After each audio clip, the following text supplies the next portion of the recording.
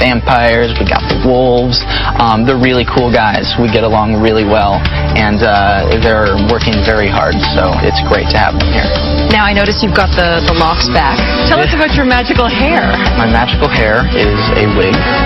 My hair is not even close to this length. So it's a different wig than the first one, and it looks a little bit different, fans, as you can see. And I'm pretty pleased with it. I think it's pretty cool looking.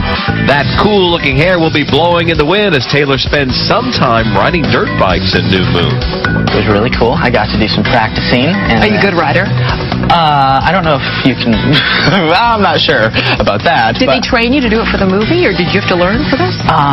Yeah, I did some practice, some dirt bike training, and I hope I look pretty natural on the bikes. I was having fun. Come on, just say you hope you look cool. I hope I look cool so cool riding that bike. But yeah, it's a lot of fun. It is a lot of fun. Any major things that fans should look out for in terms of plot points being left out or put in that you can tease us about a little? Now, I know you're probably sworn to secrecy on some of this stuff, but yeah, I think I'm just gonna have to tell you fans to go check out the movie November 20th, and then you can tell me after that. Coming up, Twilight's hunky vampire. What if I'm not the hero? Robert Pattinson on the pitfalls of fame. if you even talk to a girl, she's your girlfriend, right? Plus, how you can dress like your favorite Twilight star. We are on the set with Twilight's hot young hunk, Robert Pattinson. Kristen was just quoted in GQ saying about you, the thing about Robert is he just can't lie. That's not true. I'm just really good at it. Robert comes clean on his love life. Do you have a girlfriend? And how he's coping with Hollywood stardom. I'm kind of a bit of a paranoid wreck. That's next. It had women everywhere falling in love with a vampire and its breakout star Robert Pattinson. Well, now Thea Andrews talks with the actor from the closed set of the top secret sequel about the ups and the downs of all that female attention. Welcome back. Thank you. How did it feel? Good. Very surprisingly natural, I think. I'm so not stressed at all on this job, so it's kind of a nice feeling. What if I'm not the hero? What if I'm the bad guy? You're not. Robert had no clue that the first film would become such a monster success, and in fact, a lot of fans were dead set against him when he got picked for the part of Edward. People were like, that guy's not even on the short list. It's like, he looks like a freak.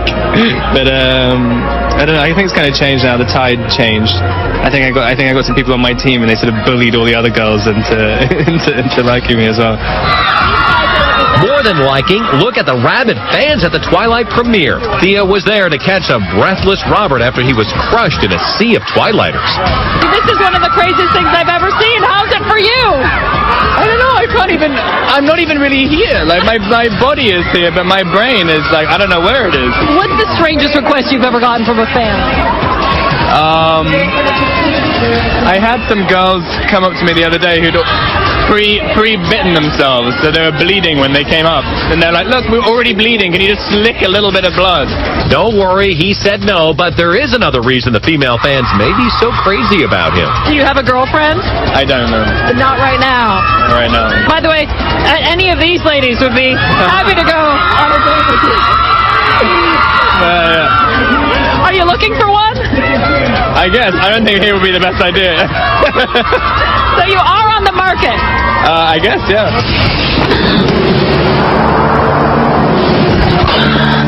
You better hold on tight, Spider Monkey. Now, the Bella-Edward romance has become one of the great movie love stories, but Robert promises that New Moon will be very different. First of all, he gets the stuffing knocked out of him. It's going to be really tough to do. I'm basically just getting beaten up, but like it's really intense. We were trying to establish how to portray like 100% pain throughout your body, and not just do it like going or whatever, and just riding around. And it's a very like all these kind of weird stress positions and stuff. I mean, it's horrible. I mean, it's really disgusting. You're getting beaten up by Dakota Fanning. I know, yeah. Well, amongst other people, a lot of other people beat me up. I'm just being thrown around like a rag doll. Do you have a code name on set? On set, number 2. You're number 2. can't do that one. You know what? Now you've blown it. No more number 2. Your driver is over there going like this. This soon-to-be 23-year-old has had quite a career trajectory. He was born in London in 1986 and started acting in amateur plays when he was 15. He had some small parts in British productions, then landed the part of Cedric Diggory in Harry Potter and the Goblet of Fire. He is quoted as saying that until the age of 12, his sisters used to dress him up as a girl and introduce him as Claudia. But then he got cool and discovered hair gel. His acting inspiration is Jack Nicholson, and his other big passion is music. How big a role does music play in your life? A lot. I think I'm gonna do a soundtrack for another movie, composing at the moment, which I think will be interesting, and that's kind of taking up quite a significant portion of my time. Again, I can't say what it is yet. There's a lot of secrecy. I know. I'm just so afraid of things falling apart. But with this newfound fame comes the rumor mill. If you even talk to a girl, she's your girlfriend, right? Yeah. In reality, yeah. That happened before, too. No, I'm joking. Especially people who, aren't famous, I guess. I'm always really worried about ruining their lives. You immediately get all that stuff hacked into on the internet and everything is so that's a little weird. Robert also got to present at the Oscars, which still shocks him. What was that like? Terrifying. I almost passed out. But he found out he had some famous fans. I thought it was quite funny. Ron Howard came out with a picture taken. I was like, what do you want pictures for? Tom Cruise was telling me how much he loves the books. Really? Yeah. Wow. But Robert's not just sticking to vampires. He's got 2 other projects. First, he plays the eccentric artist Salvador Dali in Little Ashes out next month. And he's also a wannabe musician in How to Be, a British comedy out now. Here's footage behind the scenes where Robert can't seem to keep a straight face. I'm getting the sense no romantic comedies in the immediate future for you. The stuff, I'm kind of booked out for a year now with various different things, and one's kind of a comedy, but it's more dark than you can possibly imagine in comedy. You just can't stay out of the dark. Do you still have to audition in Hollywood? I still like auditioning. I can't. I find it very, very difficult to agree to something if it's just an offer. Because I don't know if I can do. I like to know that I've done something which people can judge me on. Kristen was just quoted in GQ saying about you, the thing about Robert is he just can't lie. That's not true. I'm just really good at it. Now, Twilight has sparked a whole new look. You might even call it vampire chic.